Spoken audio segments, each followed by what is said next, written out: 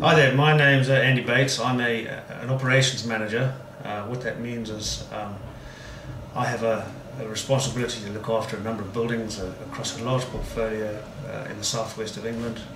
It's roughly 98 buildings. So the group that we run, we're traditionally known as a managing agent. There's 18 of us within the group.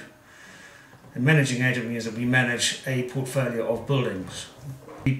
We only deal pure hard FM. What that means is that it's mechanical, electrical services plus building services.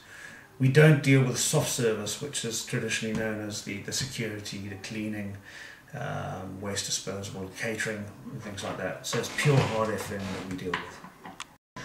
Within that role, I manage a help desk, which takes reactive calls coming in from all of those buildings, from something as trivial as repairing a little leak to a major issue such as a fire in the building or asbestos that we found in the building. I have a team of guys on the road who go out and they check compliance against legislative requirements, i.e. To make sure that we're testing fire alarms when they should be, when they have to be, and making sure they work fundamentally. We're responsible for mechanical, electrical maintenance and projects across portfolio as well as building. We've got quite a large team of building surveyors. I think there's about 8 or 9 of those guys who go out and again they check compliance of maintenance and make sure that all the reactive works that we're instructing are done to the quality and the standard that we expect, or our client at least expects.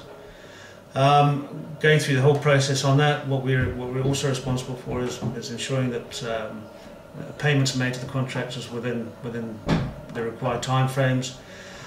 If the work's not complete to the standard, we withhold payment. We make sure the works get done correctly,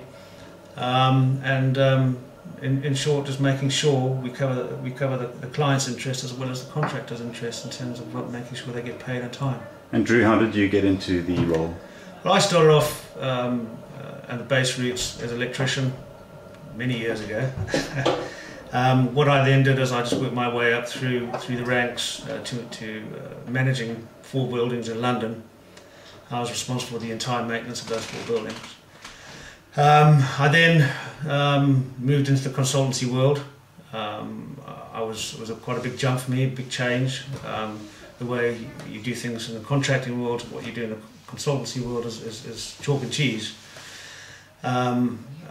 It's far more professional environment. You need to be sure that you are documenting things in a way that you really do have to cover yourself in any event of something going wrong. You've always got to expect that something is going to go wrong, so therefore you've always got to make sure that you cover yourself. I then just moved into managing agent role, which is what I'm doing now, and I was one of the guys who used to go out and do the auditing. It's a nice little job, moving around meeting people, and that's what I really like about my job, is dealing with people. It's not being managed, it's managing other people, managing people's expectations, which is, I think, is the most exciting thing about the job.